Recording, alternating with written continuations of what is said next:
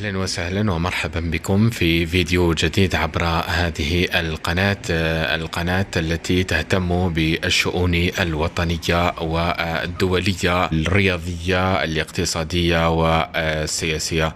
إذن فيديو اليوم من ملعب براقي. هذا الملعب الجديد واحد من الملاعب الجزائرية التي تم تشييدها مؤخرا، يتسع لحوالي 45 ألف متفرج، وسيكون معنيا باحتضان مباريات شان 2023 بداية من مطلع جونفي المقبل، وهو الذي سيكون معنيا بالمباريات الافتتاحية وكذا المباراة النهائية أيضا، وسيحتضن عدة مباريات في دور المجموعات في مجموعة المنتخب الوطني الجزائري الذي سيواجه المنتخب الليبي المحلي يوم 14 جانفي المقبل بهذا الملعب لحساب المباراة الافتتاحية لهذا العرس الإفريقي الذي ستحتضنه الجزائر كما قلنا بداية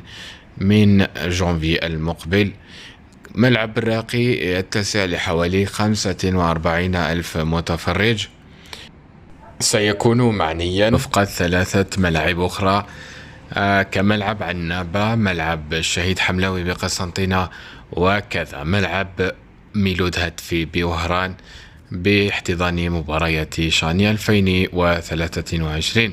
إذن في هذا الفيديو سنأخذكم في جولة عبر محيط الملعب من داخل وخارج الملعب، وكذا سنرى تقدم الأشغال خارج الملعب بالتهيئة الخارجية للملعب، وكذا داخل الملعب المدرجات وأرضية الميدان. إذا مشاهدة ممتعة للجميع، إلى فيديو آخر بحول الله.